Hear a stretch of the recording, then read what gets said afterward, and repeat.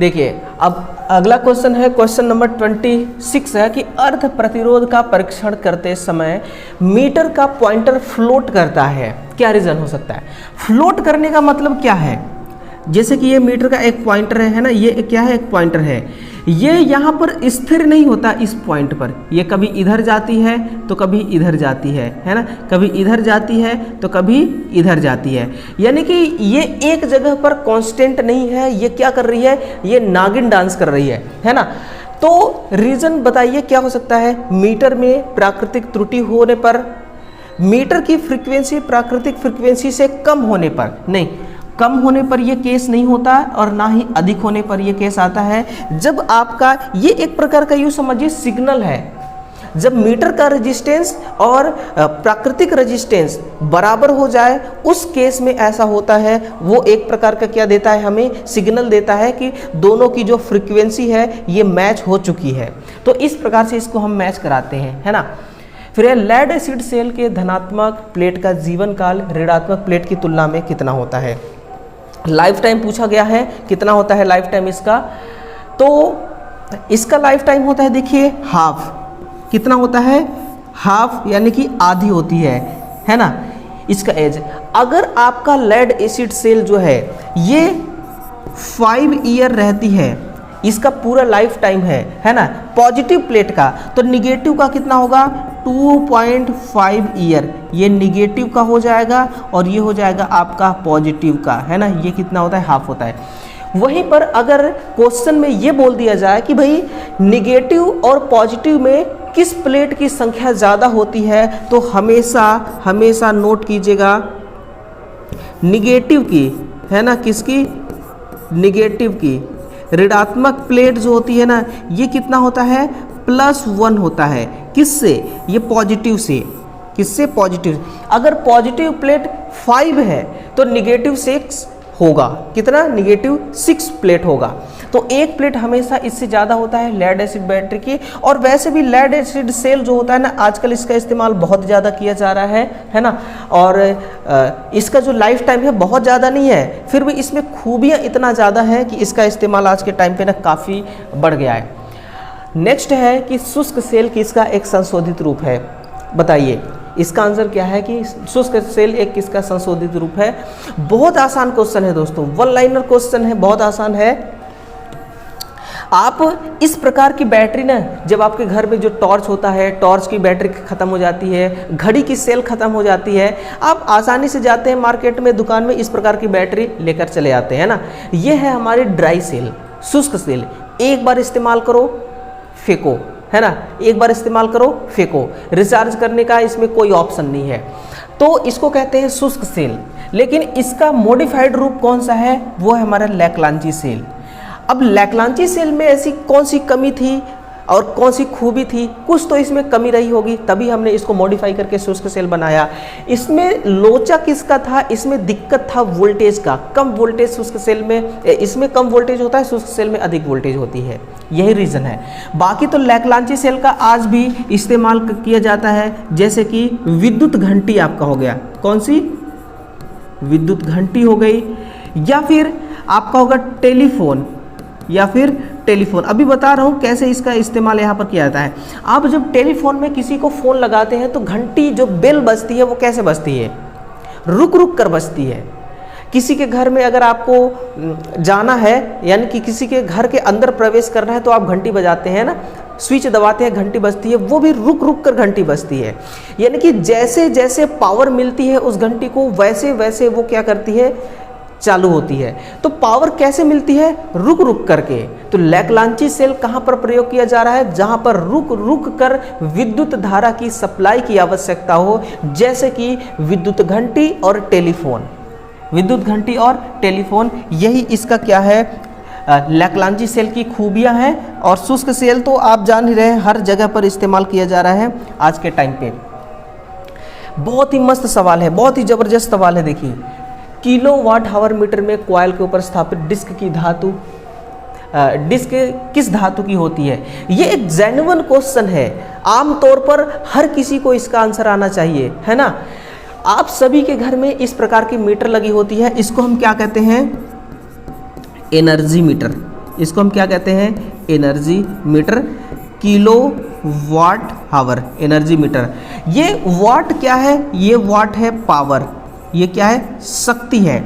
इस पावर का हम इस्तेमाल करते हैं, प्रयोग करते हैं और प्रयोग करते हैं। कोई बिजली कंपनी है, उसने पावर जनरेट करके हमें दिया है, उसके बदले में हमसे चार्ज लेगा।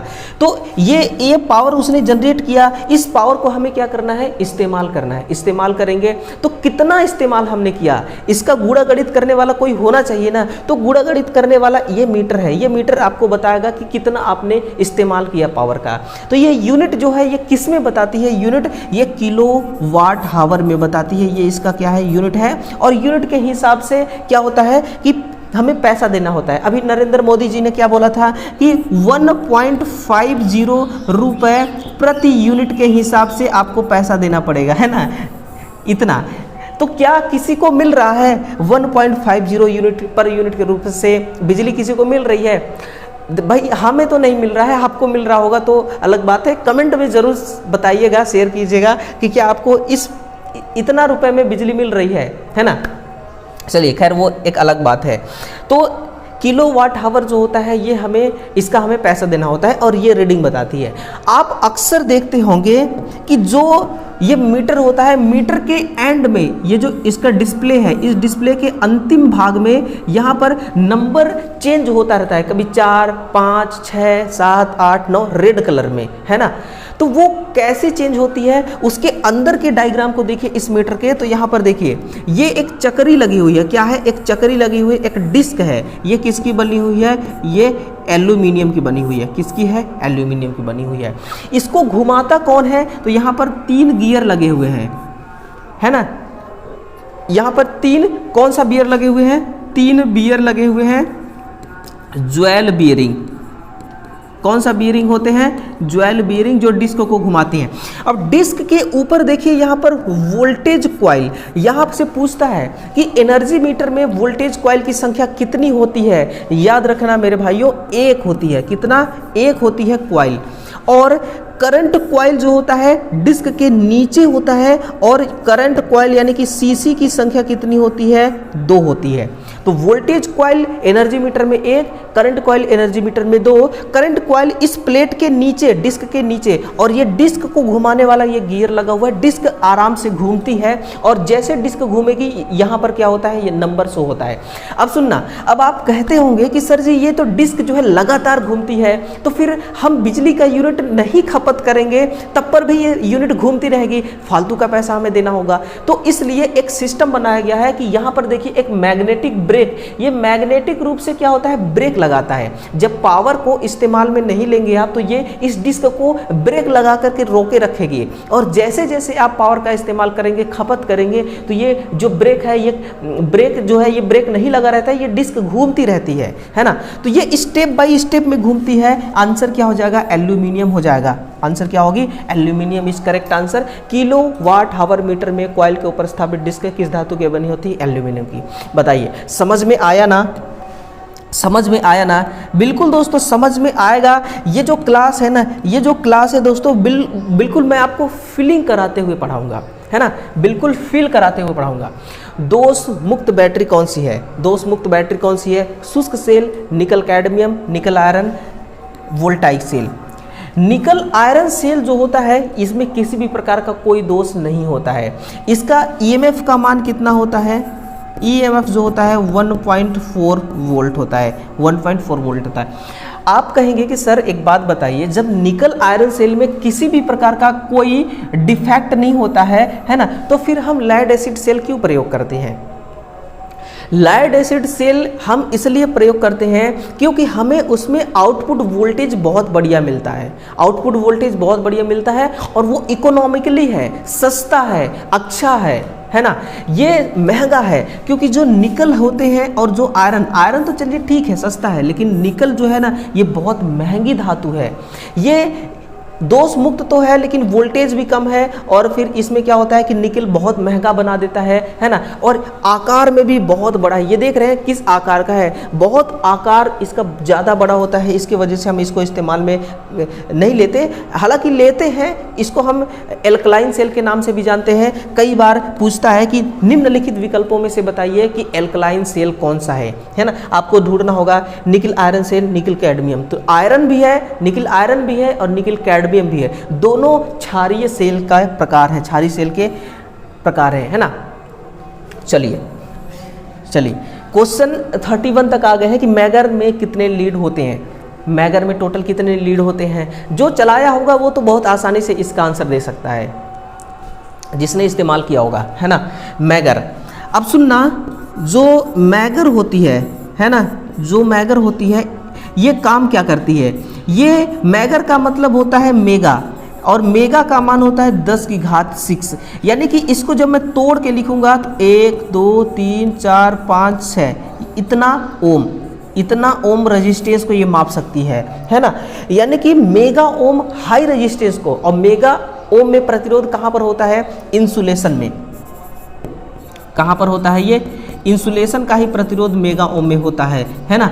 तो इंसुलेशन किस चीज़ का, ये इंसुलेशन मोटर जो आपको दिखाई दे रही है ना, इसके वाइंडिंग का इंसुलेशन, ट्रांसफार्मर के वाइंडिंग का इंसुलेशन, है ना। इंसुलेशन का मेजरमेंट करना ही मैगर का उद्देश्य होता है। मैगर से होता है मेगा, और मेगा का मान होता है इतना। इंसुलेशन का रेजिस्टेंस चेक करता है। इसमें 2 लीड होते हैं, इसमें 2 लीड होते हैं।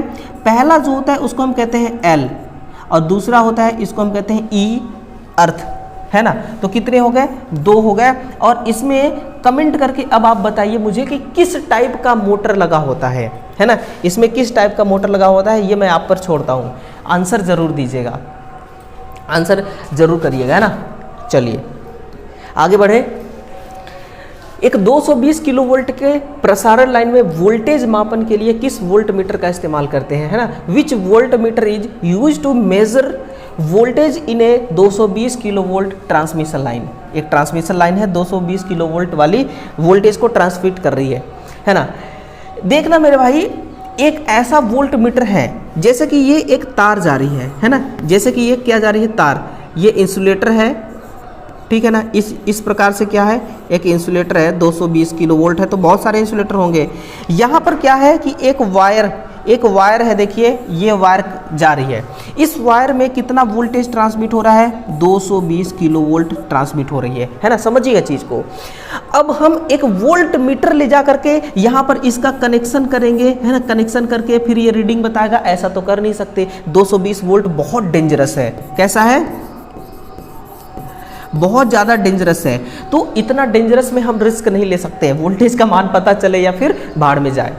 तो हमने एक ऐसा डिवाइस बनाया कि जैसे कि कोई हाई वोल्टेज ट्रांसमिट हो रहा है ना, इस वोल्टेज के 1 से लेकर के 5 mm तक का जो एरिया है वहाँ तक क्या होगा, इस प्रकार से मैग्नेटिक फील्ड, वहाँ पर क्या होगा, मैग्नेटिक फील्ड चारों तरफ रहेगा। इस मैग्नेटिक फील्ड में हम एक मीटर को ले जाएंगे और इस फील्ड को सेंस करेगा, और सेंस करके बता देगा कि इस तार में कितना वोल्टेज ट्रांसमिट हो रहा है। उस मीटर को कही जाती है इलेक्ट्रोस्टैटिक वोल्टमीटर। इलेक्ट्रोस्टैटिक वोल्टमीटर, यानी कि इसको मैं ये कह सकता हूँ कि भौतिक संपर्क बनाए बिना ही मापन कर सकता है ना। भौतिक संपर्क के बिना मापन करना, अगर आपको मापन करना है तो फिर आप वोल्ट मीटर का इस्तेमाल कीजिए, वो भी इलेक्ट्रोस्टैटिक टाइप का वोल्ट मीटर, है ना। तो इतना पावरफुल होता है इलेक्ट्रोस्टैटिक वोल्ट मीटर। आज के टाइम पे तो आप देख रहे हैं कि टेक्नोलॉजी हमारी जो है ये कितना एडवांस होती जा रही है। अपने इंडिया की भी टेक्नोलॉजी बहुत एडवांस होती जा रही है। पहले के टाइम पर ये सब कहाँ हुआ करता था, पहले के टाइम पर नहीं। और हाई वोल्टेज को मापने का एक और तरीका है, पीटी, पोटेंशियल ट्रांसफार्मर से भी आप माप सकते हैं। लेकिन हर जगह तो आप पोटेंशियल ट्रांसफार्मर नहीं लगा सकते ना। ये तो आपको सब स्टेशन में देखने को मिलेगा, ग्रिड स्टेशन में देखने को मिलेगा, हर जगह तो मिलेगा नहीं। लेकिन ये जो वोल्ट मीटर है इसको आप माप सकते हैं कहीं पर भी। चलिए सामना करिएगा नेक्स्ट क्वेश्चन का। क्वेश्चन क्या कह रहा है कि एलईडी की प्रचालन धारा कितनी होती है। बड़ा अच्छा क्वेश्चन है, बड़ा अच्छा क्वेश्चन है। देखिए 20 मिली एम्पियर से 50 मिली एम्पियर, ये तो करंट की बात हो गई। अगर वोल्टेज की बात करी जाए, किसकी? वोल्टेज की, तो वोल्टेज फॉरवर्डिंग वोल्टेज कितना होता है? फॉरवर्डिंग वोल्टेज कितना होता है? 1.8 वोल्ट से लेकर के 3.3 वोल्ट। यानी कि एक इसका ग्राफ कैसे बनेगा? इसका ग्राफ ऐसे बनेगा, है ना। ये क्या है? ये वोल्टेज है, ये करंट है ना। यहाँ पर है देखिए 1 वोल्ट, यहाँ पर है 1 वोल्ट, 1.8 वोल्ट, यहाँ पर है 2 वोल्ट, फिर है 2.8 वोल्ट, फिर है 3 वोल्ट, ठीक है ना। आप इसका ग्राफ कैसे निकालेंगे? इसका ग्राफ देखिए, यहाँ से एलईडी चलना स्टार्ट होगी, यहाँ तक करंट वोल्टेज बढ़ाएंगे आप, तब पर भी आपकी एलईडी स्टार्ट नहीं होगी, है ना। फिर और ज़्यादा आप वोल्टेज का मान बढ़ाएंगे 1.8 वोल्ट, कितना? 1.8 वोल्ट तक आप बढ़ाएंगे तो फिर आपको करंट का ग्राफ देखने को मिलेगा। ऐसे करंट का ग्राफ देखने को मिलेगा। 1.8 वोल्ट जब आप एलईडी में देंगे तब जा कर के ये स्टार्ट होगी, और मैक्सिमम 3.3 वोल्ट तक। और करंट का ग्राफ देखा जाए तो 20 मिली एम्पियर से 50 मिली एम्पियर, यानी कि मान लीजिए कि 20 मिली एम्पियर यहाँ पर है, 20 मिली एम्पियर यहाँ पर है और 50 मिली एम्पियर यहाँ पर है, इसके बीच में, है ना। ये बनता है आपका, इस प्रकार से ग्राफ बनता है। एलईडी का प्रचालन क्या है? देखिए, एलईडी एक ऐसी अर्धचालक युक्ति है ना। ये क्या है? एक सेमी कंडक्टर डिवाइस है, सेमी कंडक्टर डिवाइस है ना, सेमी कंडक्टर है। कि इसमें क्या होता है सेमीकंडक्टर में, कि आप जब इसको सप्लाई देंगे, क्या देंगे? जब आप इसको सप्लाई देंगे, सप्लाई देने से 90% इसमें क्या जनरेट होती है? प्रकाश, 90% प्रकाश, और बाकी 10% इसमें ऊष्मा उत्पन्न होती है, हीट, जो कि वेस्ट हो जाती है, और इसको हम क्या करते हैं? यूटिलाइज करते हैं। इसको हम क्या करते हैं? उपयोग में लेते हैं। 90% प्रकाश के रूप में कन्वर्ट हो जाती है और 10% हीट के रूप में कन्वर्ट हो जाती है। बस 10% पावर यहाँ पर वेस्ट होती है। और 10% पावर वेस्ट होना मतलब कि बहुत कम अमाउंट में वेस्ट होना, है ना। आप देख रहे हैं कि 50 मिली एम्पियर का 10% निकालिए, कितना आता है? बहुत कम आता है। तभी हम कहते हैं कि ना के बराबर एलईडी पावर खपत कराती है, इसलिए बिजली की जो बिल होती है बहुत कम आती है ना। हम हर कोई इस्तेमाल करता है। ये जो आपको डिजिटल बोर्ड दिखाई दे रहा है, ये एलईडी पैनल है, आप इतना बड़ा देखिए इसका स्क्रीन है, फिर भी आपको लगता है बहुत ज़्यादा पावर की होगी। नहीं, ये लगभग 200-250 वाट पावर खपत कराती है, 200 से लेके 250 वाट पावर खपत कराती है। अगर एलईडी की जगह पर एलसीडी होता या फिर दूसरा कुछ होता ना, बहुत ज़्यादा, कम से कम एक मोटर जितना पावर लेती है ना, उतना पावर, यानी कि 746 वाट एक मोटर में पावर लेती है, तो उतना पावर फिर ये खपत कराती है ना। कुछ तरल पदार्थों में विद्युत का प्रवाह रासायनिक परिवर्तन के कारण होता है। इस प्रभाव को हम क्या कहते हैं? इसको तो हर कोई जानता है यार, यह केमिकल लोचा होता है। क्या है? यह है केमिकल प्रभाव। जैसे कि एक हमने बर्तन ले लिया, इस बर्तन में हमने क्या भर दिया? इलेक्ट्रोलाइट। समझिए, इसमें हमने क्या भर दिया? इलेक्ट्रोलाइट भर दिया। इस इलेक्ट्रोलाइट में दो अलग अलग धातु के हमने रॉड फिक्स कर दिया। एक धातु है कॉपर और दूसरा है ब्रास। कॉपर को हमने पॉजिटिव, इसको निगेटिव। अब कॉपर को हमने पॉजिटिव क्यों बनाया पता है? कॉपर में रेजिस्टिविटी बहुत कम होती है और इसमें करंट जो है, करंट कंडक्टिंग पावर ज़्यादा होता है, करंट आसानी से फ्लो हो सकता है। निगेटिव जो है ये ब्रास का होता है, पीतल का होता है ना, इसलिए हमने इसको निगेटिव बनाया। निगेटिव बना के हमने बैटरी से कनेक्ट कर दिया, सप्लाई दिया। इसमें क्या हुआ? केमिकल रिएक्शन होने लगा, है ना। उसी को कही जाती है रासायनिक प्रभाव। विद्युत चुंबकीय प्रभाव क्या होता है? समझिए, थोड़ा सा देखिए। जैसे कि ये एक चुंबक है, ये क्या है? एन पोल का चुंबक है और ये है आपका एस पोल का चुंबक है ना। इसमें इन दोनों में क्या होगा? चुंबकीय क्षेत्र होगा इन दोनों के बीच। इसी चुंबकीय क्षेत्र में हम क्या करेंगे? इस प्रकार से एक कॉइल रख देंगे, है ना। एक कॉइल रख देंगे और यहाँ पर ब्रश लगा करके ऐसे आउटपुट ले लेंगे, पॉजिटिव और निगेटिव। यानी कि किसी भी चुंबकीय क्षेत्र में किसी कॉइल को अगर मूवमेंट कराया जाए तो इस कॉइल में भी ईएमएफ जनरेट हो जाता है और उस ईएमएफ को हम बाहर आउटपुट ले सकते हैं। वैसे अगर आप चुंबक में ही डायरेक्ट तार जोड़ देंगे तो चुंबक से हमें सप्लाई थोड़ी ना मिलेगी। तो इस प्रोसेस को कहा जाता है विद्युत चुंबकीय प्रभाव। प्रेरण प्रभाव वही होता है। प्रकाशीय प्रभाव जो होता है ये कहाँ पर होता है, ये बल्ब में होता है, आयोनाइजेशन के कारण होता है ना, प्रकाश उत्पन्न।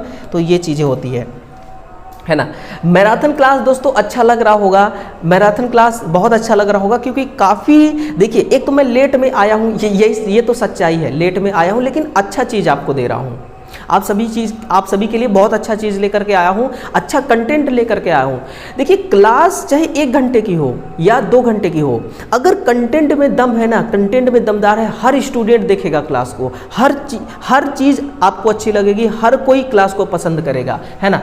बस आपका सेंस कैसा है देखने का, इस पर भी डिपेंड करता है ना। कई बार चीज़ें अच्छी होती है ना, फिर भी आप हड़बड़ी में देखते हैं, फिर आपको चीज़ें पसंद नहीं आती हैं, तो इसलिए हमें लगता है कि क्लास ही बेकार है। क्लास बेकार नहीं है मेरे भाई, क्लास बेकार नहीं है, ठीक है ना। मानक सेल का प्रयोग किन स्थानों में सबसे ज़्यादा किया जाता है? In which place is the standard cell use the most? कहाँ पर किया जाता है? वैज्ञानिक प्रयोगशाला में, विद्युत प्रयोगशाला में, गौशाला में, नहीं गौशाला में नहीं यार, गौशाला में गाय बांधते हैं, ज्वलनशील पदार्थ बनाने में। देखिए जो वैज्ञानिक होते हैं ना, जो साइंटिस्ट होते हैं, ये क्या करते हैं? रिसर्च करते हैं, तो ये अपने रिसर्च लेबोरेटरी में इसको हम प्रयोग करते हैं।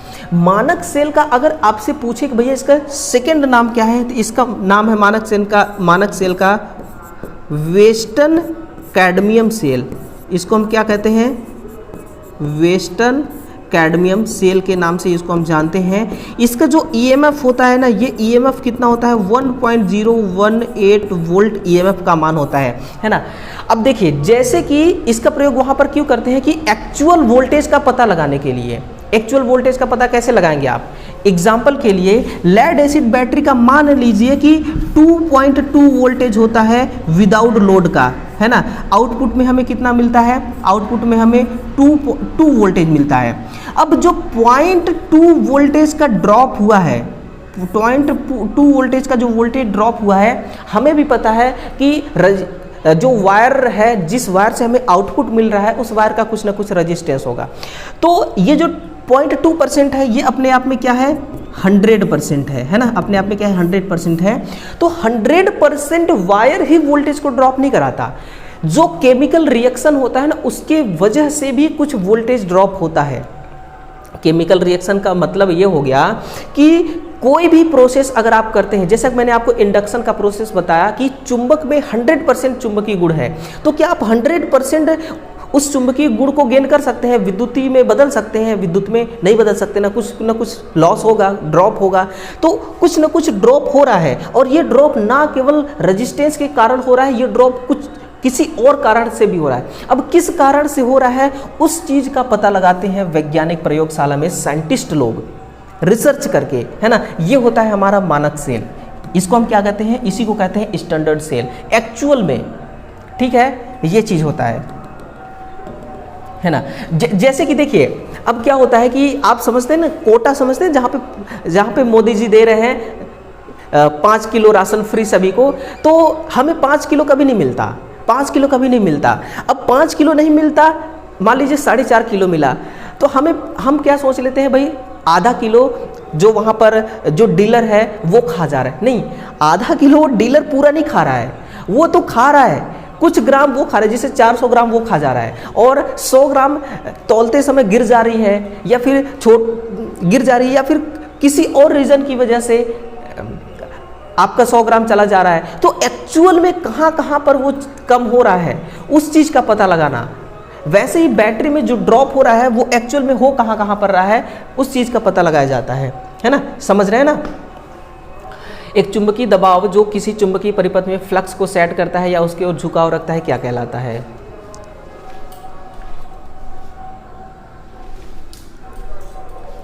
इसको मैं इलेक्ट्रोमोटिव फोर्स की इलेक्ट्रोकेमिकल या मैग्नेटोमोटिव फोर्स, तो इसको मैग्नेटोमोटिव फोर्स कहते हैं। समझना मेरी बात को, यहाँ पर हमने क्या लिया, हमने एक मैग्नेटिक मटेरियल लिया है ना, ये एक मैग्नेटिक मटेरियल, इसमें हमने कॉइल लपेट दिया। कॉइल लपेट कर यहाँ से पॉजिटिव निगेटिव हमने डीसी सप्लाई दे दिया है ना, डीसी सप्लाई दिया। अब इसमें चुंबकीय क्षेत्र उत्पन्न हो गया। चुंबकीय क्षेत्र में क्या होगा, चुंबकीय लाइन होगी।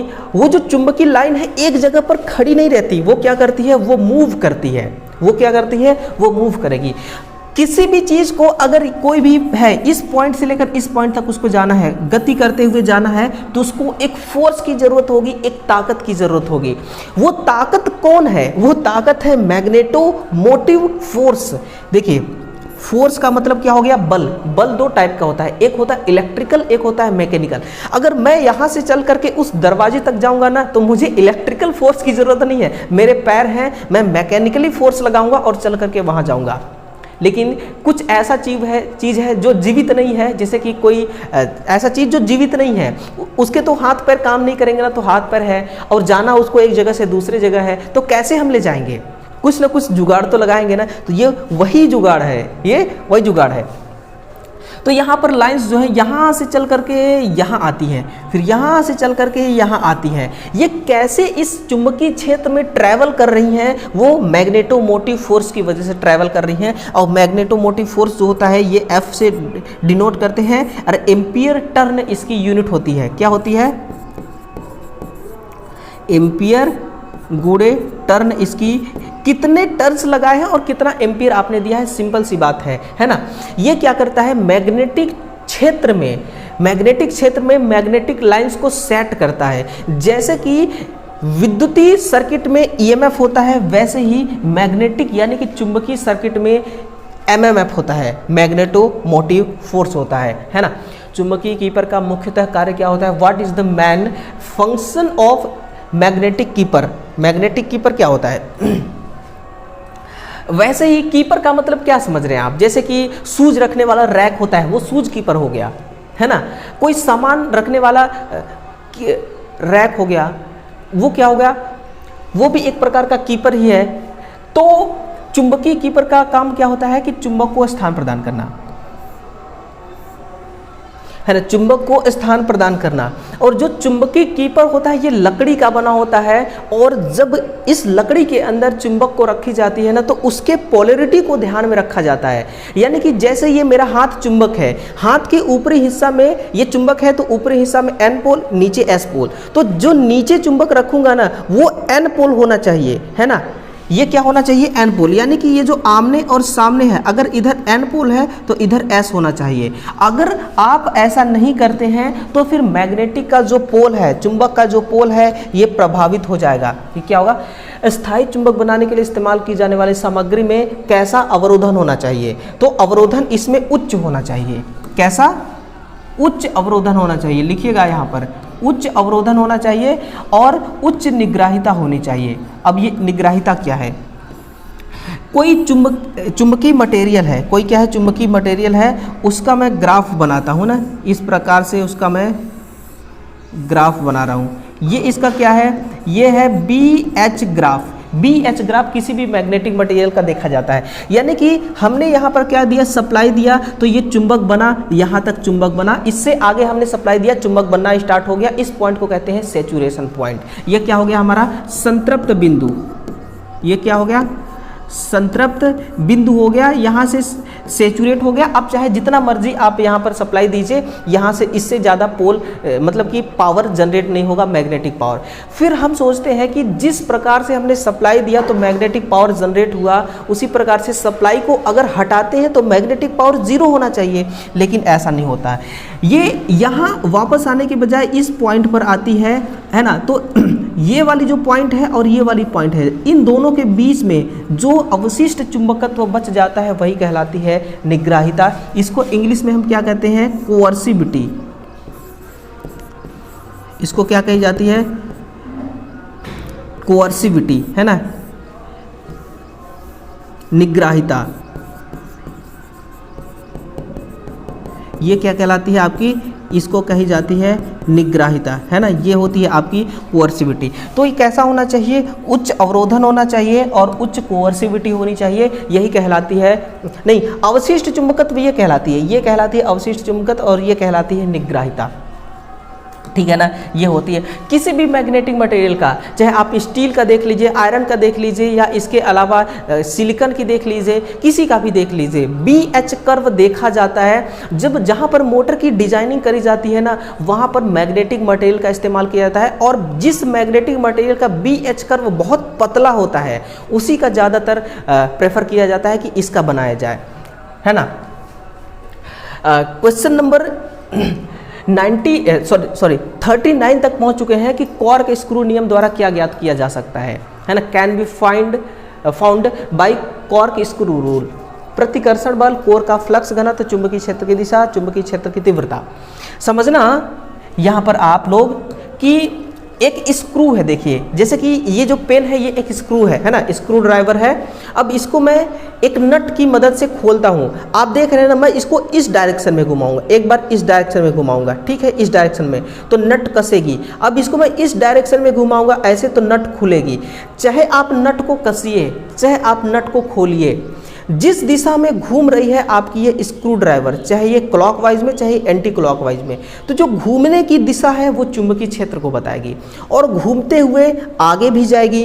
तो जो आगे की डायरेक्शन है वो करंट की दिशा को बताएगी। तो करंट की दिशा और चुंबकीय क्षेत्र की दिशा, ये है आपकी चुंबकीय क्षेत्र की दिशा का ऑप्शन नंबर सी में। तो चुंबकीय क्षेत्र की दिशा को ये बताएगी, है ना।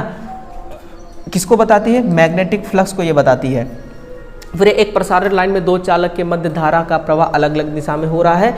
समझिए, अलग अलग दिशा में हो रहा है ना।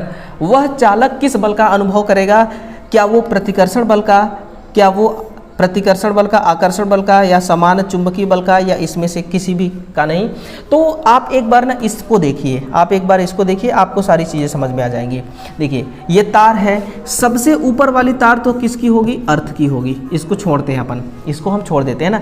नीचे वाली तार को देखिए, हमें पता नहीं है कि इसमें धारा का प्रवाह इधर हो रहा है या फिर इधर हो रही है, हम एज्यूम करते हैं कि इधर हो रही है। एक तार में इधर हो रही है और दूसरे वाले तार में इधर हो रही है ना, दूसरे वाले तार में इधर हो रही है। आपसे पूछा है क्वेश्चन कि अलग अलग दिशा में हो रही है, तो इसको हम एक को कहते हैं डॉट, इसको हम क्या कहते हैं, डॉट, ये है ना। एक को हम क्या कहते हैं, डॉट, और दूसरे को हम प्लस लेते हैं। डॉट का मतलब ये होता है कि जो चालक है, चालक से करंट दूर जा रही है ना। तो डॉट का मतलब हो गया धारा चालक से दूर जाना, है ना। जो धारा है ये किससे, ये चालक से दूर जाना, ये होता है डॉट का मतलब, है ना, ये डॉट का मतलब। और प्लस का मतलब क्या होता है, धारा चालक में प्रवेश करना। धारा जो है ये चालक में क्या करना, प्रवेश करना, यानी कि एंट्री करना, है ना। तो समझना, आप इस बात को समझिए। यहाँ पर क्या है, यहाँ पर है डॉट, ठीक है ना, अलग अलग दिशा में, तो एक है डॉट और ये है प्लस। अगर यहाँ पर भी डॉट रख देंगे तो सेम दिशा हो जाएगा। इसका अगर चुंबकीय क्षेत्र की डायरेक्शन इस दिशा में है, किस दिशा में, इस दिशा में, अगर चुंबकीय क्षेत्र की डायरेक्शन अगर इसकी इस दिशा में है तो कैसा बल का अनुभव ये करेगा वो मैं आपको एक्सपीरियंस करा रहा हूँ। और अगर इसका है इस दिशा में, ठीक है ना, इसका इस दिशा में है, विपरीत दिशा में होगा, अलग दिशा है तो, ठीक है ना। इस प्रकार से अगर इस कंडक्टर की विद्युत धारा की डायरेक्शन है तो चुंबकीय क्षेत्र की दिशा कैसे बनेगी, इधर बनेगी, है ना। समझिएगा, ये है चुंबकीय क्षेत्र की दिशा, ठीक है, ये है, और इसका इस डायरेक्शन में बन रही है, ये देखिए, ये देखिए। अब देखिए इसका इस दिशा में जा रही है, तो आप देख रहे हैं ना, इसका डायरेक्शन इधर है, इसका डायरेक्शन इधर है, यानी कि आपस में क्या हो रहा है, प्रतिकर्षित हो रहे हैं। ये आपस में क्या हो रहा है, प्रतिकर्षण का गुण इनके अंदर लग रहा है। अगर कंडक्टर में अलग अलग दिशा में धारा का प्रवाह हो रहा है उस केस में, है ना। क्वेश्चन की ओर मैं आपको ले चलता हूं। यहाँ पर क्वेश्चन क्या कह रहा है कि अलग अलग दिशा में धारा का प्रवाह हो रहा है, चालक किस बल का अनुभव करेंगे। चालक क्या करेंगे कि चालक प्रतिकर्षण का बल अनुभव करेंगे, अगर सेम डायरेक्शन में होगा तो आकर्षण का अनुभव करेंगे, है ना। यानी कि जितने भी तार होंगे वो सब तार मैग्नेटिक रूप से लॉकअप हो जाएंगे। इसलिए मैग्नेटिक रूप से लॉकअप ना हो इसलिए क्या करते हैं, तार को एक रेंज में फिक्स करके रखते हैं कि इससे पास में नहीं होना चाहिए तार, है ना, इससे पास में नहीं होना चाहिए, ठीक है ना। तो ये सारी चीज़ें होती हैं। फिर अगला है कि संचरण लाइन में फेरांटी प्रभाव उत्पन्न करने के लिए जिम्मेदार पैरामीटर्स कौन सा है। ड्रिफ्ट करंट, चुंबकीय current, charging current, discharging current. तो ये होती है चार्जिंग करंट। जैसे कि आप समझिए इसको कि 132 किलो वोल्ट कोई सब स्टेशन यहाँ पर है ना, और एक सब स्टेशन कहाँ पर है, यहाँ पर है। तो 132 किलो वोल्ट पहले वाले सब स्टेशन से हमने टावर लाइन के द्वारा ट्रांसफर किया और रिसीव्ड दूसरे सब स्टेशन में 132.5 यानी कि 0.5 किलो वोल्ट ज़्यादा यहाँ पर मिला। आप कहेंगे तो ये तो मच बेटर है ना, अच्छी बात है हमारे लिए। न बीच में ट्रांसफार्मर लगाना पड़ा, ना कुछ ऐसा इक्विपमेंट लगाना पड़ा जो वोल्टेज को बढ़ाए, फिर भी बढ़ गया। तो बढ़ तो जाता है लेकिन यहाँ पर देखिए जो एफिशिएंसी होती है ना वो बहुत ज़्यादा डाउन हो जाती है, एफिशिएंसी इसके कारण डाउन हो जाती है। लेकिन हमें फ़ायदा भी पहुँचाता है, फ़ायदा ये पहुँचाता है कि ये पावर फैक्टर को सुधार देता है। ये किसको सुधारता है, पावर फैक्टर को ये क्या करती है, सुधार देती है ना, पावर फैक्टर को ये सुधारती है। साथ में वोल्टेज रेगुलेशन को भी ये क्या करती है, ठीक ठाक कर देती है ना। तो ये दोनों काम इसी के हैं, चार्जिंग करंट के ही। तो चार्जिंग करंट ही एक ऐसा पैरामीटर्स है, ठीक है ना, जिसके कारण से फेरांटी प्रभाव उत्पन्न होता है। ट्रांसमिशन लाइनों में बंडल किए चालकों का उपयोग क्यों किया जाता है, कोरोना लॉस को कम करने के लिए, लाइन कंडक्टर घटाने के लिए, चालकता घटाने के लिए, उपरोक्त सभी। देखिए कोरोना लॉस को ये कम करता है ट्रांसमिशन लाइन में बंडल किए कंडक्टर, और लाइन में इंडक्टेंस कम करता है जिससे स्पार्किंग कम होती है जॉइंटों में। चालकता को बढ़ा देता है, चालकता को ऐसे बढ़ाता है जैसे कि ये एक तार है, ये एक क्या है, ये एक चालक तार है, समझिए ये क्या है, एक चालक तार है। हम इस पे धारा का सप्लाई जब करते हैं तो जो करंट है ना वो इसके सरफेस एरिया पे, सरकमफ्रेंस एरिया पे ये धारा का प्रवाह होता है ना। ये देखिए ये केवल और केवल इसके सरफेस वाले एरिया पे धारा का प्रवाह हो रहा है और बीच वाले एरिया बिल्कुल खाली है, इसमें किसी भी प्रकार का धारा का प्रवाह नहीं हो रहा है। तो क्या होता है, इसीलिए हमने पतले चालक का इस्तेमाल किया, किसका, बहुत पतले चालक का इस्तेमाल किया और उसको ऐंठ करके स्टैंडर्ड करके उसको हमने कई सारे चालक तार को एक बंडल बना दिया और एक ऐंठ करके उसको स्टैंडर्ड कर दिया जिसको हम कहते हैं बंडल चालक। फिर उसका इस्तेमाल करते हैं और रहता है वो पतला पतला, यानी कि पतले पतले कई सारे चालकों को आपस में जोड़ करके हम एक बंडल बना देते हैं जिसको कहते हैं बंडल चालक। तो ये जो केस आ रहा है ना, ये केस नहीं आता, फिर ये सारे केस नहीं आते, सभी भाग से वो धारा का प्रवाह होता है। ऐसा अक्सर AC में होता है, DC में नहीं होता है ना। तो पतले तार मतलब कि बंडल किए चालक का प्रयोग करने से क्या होता है कि चालकता बढ़ जाती है ना। ये सबसे बड़ा हमें फायदा मिलता है, ठीक है, ये हमें प्रॉफिट मिलता है। तो आंसर होगा उपरोक्त सभी। प्राथमिक रंग या टेलीविजन के अंदर लगे वायर का कलर कोडिंग क्रम कैसा होता है। टेलीविजन के अंदर जो टीवी के अंदर लगे होते हैं वो उसमें कलर कोडिंग होता है RGB, है ना, RGB होता है। अब इसमें जो R है, देखिए ये जो R का मतलब क्या होता है, यहाँ पर R का मतलब तो कलर से ही देख रहे हैं, रेड, ये है आपका वाइट, ये है वाइट और ये है येलो,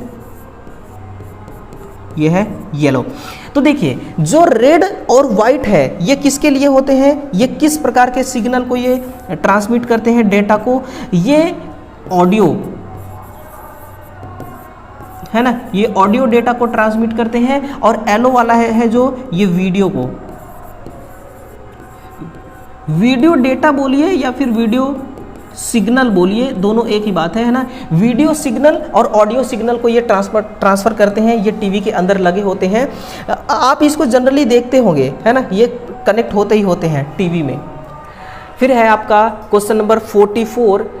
देखिए क्वेश्चन हमारे लगातार बढ़ते जा रहे हैं ना, क्वेश्चन लगातार बढ़ते जा रहे हैं और हम पहुंच चुके हैं अपने क्वेश्चन नंबर 44 तक।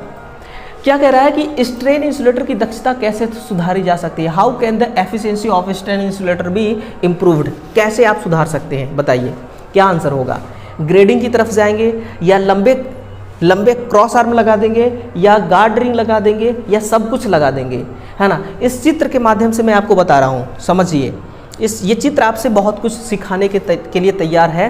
ग्रेडिंग करके कर सकते हैं। ग्रेडिंग का मतलब ये होता है कि जैसे कि एक इंसुलेटर को ग्रेडिंग करते हैं हम 11,000 वोल्ट के लिए, है ना। तो अच्छा ग्रेडिंग करेंगे तो फिर इससे एफिशिएंसी सुधर सकती है। लंबे क्रॉस आर्म लगा करके, बिल्कुल ये आपका देखिए, ये क्या है, आपका एक स्टील का टावर है ना। यहाँ पर क्रॉस आर्म लगी हुई है।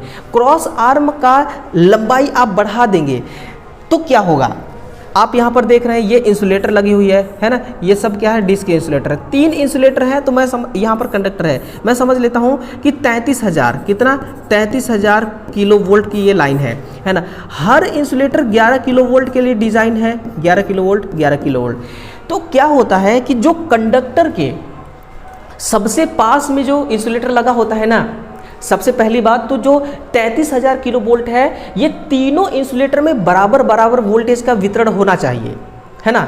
बराबर बराबर वोल्टेज का मतलब बराबर बराबर इसमें फोर्स लगना चाहिए। लेकिन ऐसा होता नहीं है। जो कंडक्टर के सबसे पास वाला डिस्क होता है, इसमें वोल्टेज सबसे ज़्यादा होता है। अगर इसमें वोल्टेज मान लीजिए 11 किलो वोल्ट से ज़्यादा हो गया, 25 किलो वोल्ट हो गया, या फिर 20 किलो या 15 किलो वोल्ट हो गया, और ये डिज़ाइन कितने के लिए किया गया है, 11 किलो वोल्ट के लिए, तो इस केस में ये पंक्चर हो जाता है। पंक्चर होने का मतलब टूट जाता है ना। तो अगर एक समान रूप से वोल्टेज का वितरण नहीं होगा सभी डिस्क में, तो फिर क्या होता है, ये डिस्क पंक्चर हो जाते हैं, खराब हो जाते हैं, टूट जाते हैं, इनकी दक्षता घट जाती है। तो हम क्या करते हैं कि लंबे क्रॉस आर्म लगा देते हैं, जिससे कैपेसिटेंस आ जाता है ना। वो कैपेसिटेंस क्या करता है, सभी वोल्टेज को एक समान रूप से डिस्ट्रीब्यूट करता है, जिससे इसकी दक्षता में सुधार आ जाती है। इस प्रकार से लंबे क्रॉस आर्म लगा करके हम इंसुलेटर की दक्षता को सुधार सकते हैं। फिर गार्ड रिंग, है ना। गार्ड रिंग क्या है, ये रेड कलर की आपको दिखाई दे रही है ना, ये है गार्ड रिंग। ये सब के सब क्या है, गार्ड रिंग। ये है corona ring. Guard ring corona ring अलग अलग होता है। देखिए, कोरोना रिंग थोड़ी मोटी होती है, गार्ड रिंग हल्का पतला सा होता है। गार्ड रिंग क्या करता है, ये शंट कैपेसिटेंस को समाप्त कर देता है। ये क्या करता है, ये शंट कैपेसिटेंस को समाप्त कर देता है। शंट कैपेसिटेंस को समाप्त कर देता है। और शंट कैपेसिटेंस अगर समाप्त हो जाता है तो जो इसमें चार्जिंग करंट होता है, कौन सी करंट, जो इसमें चार्जिंग करंट होती है, ये चार्जिंग करंट एक समान रूप से डिस्ट्रीब्यूट होती है। इसलिए इसका आंसर होगा ऑप्शन नंबर डी, कि लंबे क्रॉस आर्म लगाकर भी सुधार सकते हैं, गार्डरिंग के द्वारा भी सुधार सकते हैं, ग्रेडिंग करके भी हम सुधार सकते हैं। तो ये सारे ऑप्शन आपके लिए बढ़िया है, ठीक है ना। तो answer option number D. Intermediate switch में कुल कितने टर्मिनल्स होते हैं, अब इसको बताइए। इंटर स्विच के बारे में तो आपको आता ही होगा, इसमें कुल कितने स्विच होते हैं। मैं एक लैंप लेता हूँ, है ना। इस क्वेश्चन को थोड़ा सा इंटरेस्टिंग बनाते हैं। मैं एक लैंप लेता हूँ, लैंप में इधर चाहिए न्यूट्रल, इधर क्या चाहिए, ये न्यूट्रल चाहिए। इधर से इसको फेस देंगे तब ये लैंप जलेगी। हमने क्या किया, हमने 2 टू वे स्विच लिया, है ना। एक टू वे स्विच यहाँ पर, एक टू वे स्विच यहाँ पर। बीच में हमने क्या ले लिया, बीच में मैं यहाँ पर लगा देता हूँ इंटरमीडिएट स्विच। ये है हमारी इंटरमीडिएट स्विच, है ना। अब इसको कनेक्शन करते हैं। यहाँ से फेज, ये क्या है, फेज है, ठीक है। ये पोजीशन है इसका, एक पोजीशन ये है तार हमने ऐसे कनेक्ट कर दिया। फिर इसको ऐसे, इसको ऐसे, यहाँ से ये कनेक्ट हो गई, यहाँ से ये कनेक्ट हो गई। अब इसको इस प्रकार से कनेक्ट करना है, ये हो गया, ये हो गया, ठीक है ना। ये फेज है, इधर फेज वायर है, तो फेज वायर रेड में होती है, तो मैं रेड से कनेक्ट कर देता हूँ। और ये इसको मैं, चलिए इस तार से कनेक्ट कर देता हूँ, है ना। यहाँ से हमने क्या दे दिया, न्यूट्रल। इस लैंप को हमें जलाना है, इस लैंप को क्या करना, जलाना है। देखिए सुनिए, यहाँ पर ये अभी किस पोजीशन में है, ये ऑफ की पोजीशन में। मैंने बटन को दबाया, टू वे स्विच है ना। Switch number S1, switch number S2, switch number S3 और लैंप 1 L1, है ना। स्विच को मैंने दबाया तो ये स्विच इस पोजीशन में आएगी, यानी कि यहाँ पर इस वाले पॉइंट पे आ जाएगी, इस वाले टर्मिनल पे आ जाएगी। फिर करंट इधर फ्लो होगा, यहाँ फ्लो होगा, यहाँ फ्लो होगा। इंटरमीडिएट स्विच के माध्यम से यहाँ आएगी, यहाँ आएगी, फिर यहाँ आएगी, यहाँ पहुँच जाएगी, लैंप जल जाएगी। अगर नहीं स्विच को दबाया होता तब क्या होता, करंट हमने फेस यहाँ से दिया, यहाँ करंट आती, यहाँ आती, यहाँ आती, यहाँ आती, यहाँ आती, यहाँ रुक जाती है ना। दबा दिया तो ये क्या हो गया, करंट का फ्लो होने लगा। इसी प्रकार से S1 स्विच से भी लैंप को कंट्रोल कर सकते हैं, S2 स्विच से लैंप को कंट्रोल कर सकते हैं, S2 स्विच से भी लैंप को, और S3 से भी लैंप को कंट्रोल कर सकते हैं। यानी कि 3 या 3 से ज़्यादा स्थानों से आपको किसी लैंप को स्विच के माध्यम से कंट्रोल करना है, तो फिर आप किसका प्रयोग करेंगे, इंटरमीडिएट स्विच का प्रयोग करेंगे, है ना। कौन सा स्विच, इंटरमीडिएट स्विच। और मैंने आपको इंटरमीडिएट स्विच को इस्तेमाल करके एक लैंप को जला करके दिखा दिया। इससे बढ़िया क्या हो सकता है। डीसी मोटर की गति नियंत्रण के लिए किस रेक्टिफायर का प्रयोग किया जाता है ना। बहुत बढ़िया सवाल है, इंटरेस्टिंग क्वेश्चन है। Centre tap, full web, half web, bridge, ये क्या है। अब समझिए इसके पूरे फिनोमिना को समझिए। हम यहाँ पर 230 वोल्ट, कितना, 230 वोल्ट की एसी सप्लाई देते हैं इनपुट के रूप में, जिसका वेव फॉर्म इस प्रकार से है ना, ऐसे है, ऐसे। तो क्या हुआ कि एक ट्रांसफार्मर हमने लगा दिया। यहाँ पर ट्रांसफार्मर क्या कर रही है, 415 वोल्ट एसी को ये किस में बदल रही है, 24 वोल्ट, किसमें, 24 वोल्ट एसी में कन्वर्ट कर रही है। एक ट्रांसफार्मर है जो कि स्टेप डाउन प्रकार का है। इसने क्या किया, 24 वोल्ट एसी में कन्वर्ट कर दिया। यहां पर लगा है डायोड, यहां पर क्या लगा हुआ है, डायोड। ये डायोड क्या करेगी, ये डायोड इस 24 वोल्ट एसी को ये 24 वोल्ट डीसी में कन्वर्ट कर देंगे, क्योंकि आउटपुट हमें डीसी चाहिए। तो डीसी में कन्वर्ट हुआ। अब यहाँ पर सिग्नल आपको पॉजिटिव में भी मिल रहा था, निगेटिव में भी, लेकिन यहाँ पर सिग्नल केवल पॉजिटिव में मिल रहा है आउटपुट। ऐसा क्यों, क्योंकि एक डायोड लगा हुआ है। डायोड में जब एसी का पॉजिटिव सिग्नल आया तब डायोड फॉरवर्ड बायस में आया और ये आउटपुट दे दिया। जब ये सिग्नल एसी का जो इनपुट सिग्नल है ये निगेटिव में गया तब डायोड रिवर्स बायस में चले गई और आउटपुट देना बंद कर दिया। तो हमें बीच में ये कुछ नहीं मिला, ये बीच में हमें कुछ नहीं मिला।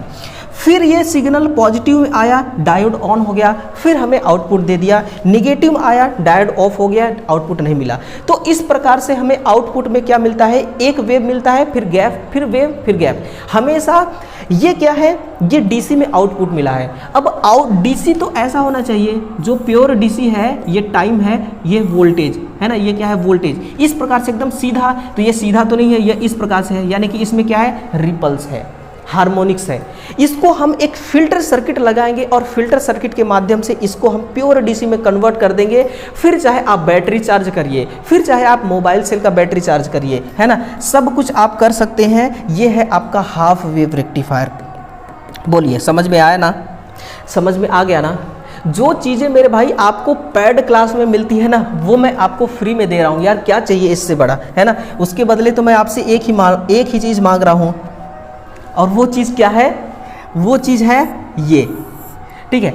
फायरिंग एंगल 90 डिग्री से अधिक होने पर रेक्टिफायर किस तरह कार्य करता है। How does the rectifier work when the firing angle is more than 90 degree.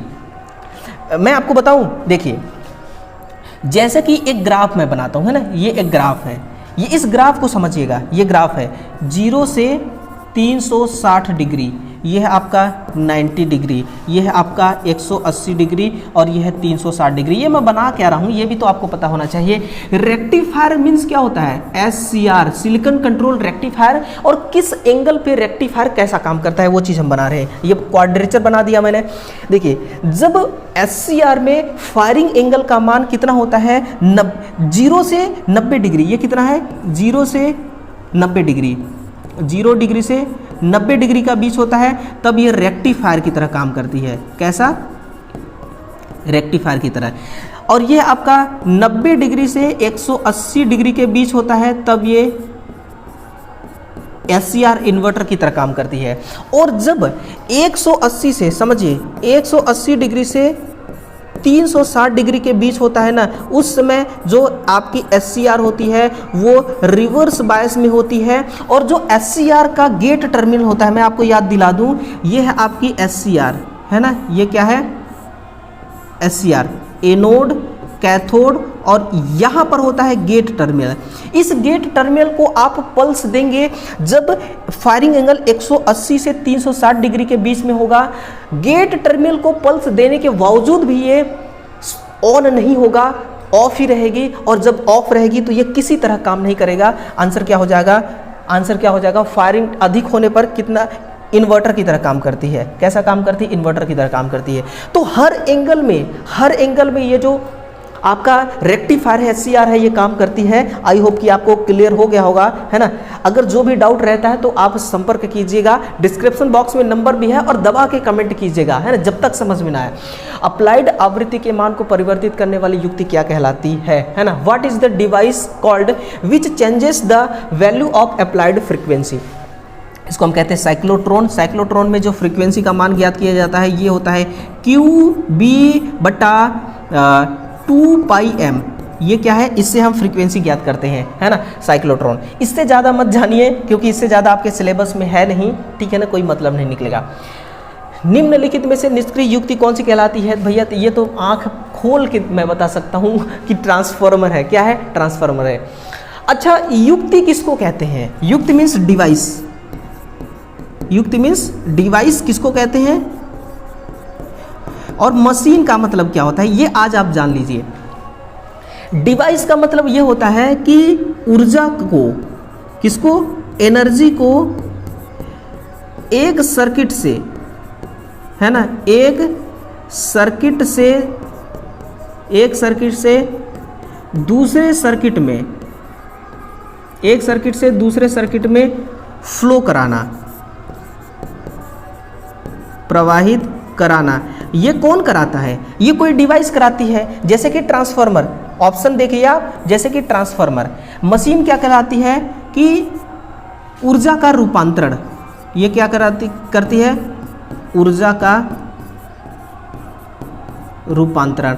यानी कि अगर ऊर्जा मैकेनिकल में है तो इलेक्ट्रिकल में, अगर इलेक्ट्रिकल है तो मैकेनिकल में, जैसे मोटर और जनरेटर। लेकिन डिवाइस ऊर्जा को चेंज नहीं करती, उसी ऊर्जा को क्या करती है? इस सर्किट से उस सर्किट में ट्रांसफर कर देती है, बस हो गया, और कुछ नहीं करती। यही इनमें डिफरेंस होता है ना। चलिए दोस्तों, अपने इस महामैराथन का लास्ट क्वेश्चन है, लास्ट स्टेज पर हमारा क्या था टारगेट? हमारा टारगेट था आज ही इस क्लास को दी एंड करना। इस क्लास में जितने भी कंटेंट इस क्लास के लिए जो मैंने बना के आया था वो सारा कंटेंट आपके नोटबुक तक पहुंचाना। मुझे बहुत खुशी हो रही है कि मैं अपने उद्देश्य में 100% खरा उतर पाया, है ना।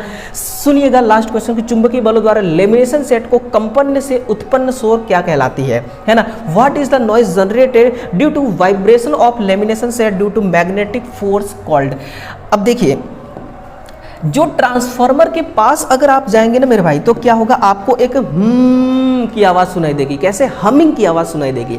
अब आप कहेंगे यार ट्रांसफार्मर में या तो ओवरलोडिंग है या ट्रांसफार्मर ही खराब है। ऐसा कुछ नहीं है, ट्रांसफार्मर न्यू रहता है उस समय भी ये हमिंग की आवाज़ सुनाई देती है। वो क्यों सुनाई देती है समझिएगा। मैग्नेटिक फोर्स होता है, जिसको हम मैग्नेटिक फोर्स नहीं मैग्नेटिक पावर कहेंगे, जो चुंबकीय शक्ति होती है। कौन सी शक्ति? चुंबकीय शक्ति होती है। ये चुंबकीय शक्ति को क्या करता है? इसको संकेत देता है, चुंबकीय शक्ति का संकेत देता है कि जो मैग्नेटिक पावर है वो ट्रांसफार्मर के अंदर विद्यमान है, उपस्थित है। अगर ये पावर कम रहेगी तो आवाज़ नहीं आएगी, है ना। तो ये हमें रिप्रेजेंट करता है, हमें बताता है कि हाँ, संकेत देता है।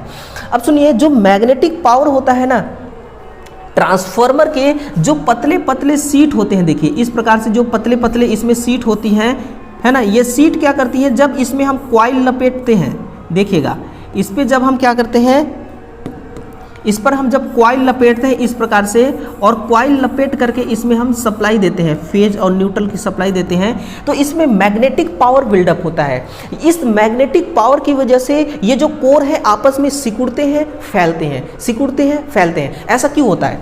क्योंकि आप देखिए, जो एसी सप्लाई से ट्रांसफार्मर तो चलती है, आपको पता है ना, तो इसका ग्राफ आप देखिए ना कैसे ग्राफ चलता है। एसी का ग्राफ कैसे होता है? Positive negative, positive negative. Negative का मतलब कि जीरो पावर, पॉजिटिव का मतलब मैक्सिमम पावर। तो पावर जब जीरो होती है तो ये क्या करती है? सिकुड़ जाती है, पावर आती है फिर फैलती है, सिकुड़ती है, फैलती है। तो एक आवाज़ निकलती है, उस आवाज़ को हम क्या कहते हैं कि हिंदी में नहीं समझ में आ रहा मुझे, क्या कहते हैं, मैग्नेटो स्ट्रिक्शन।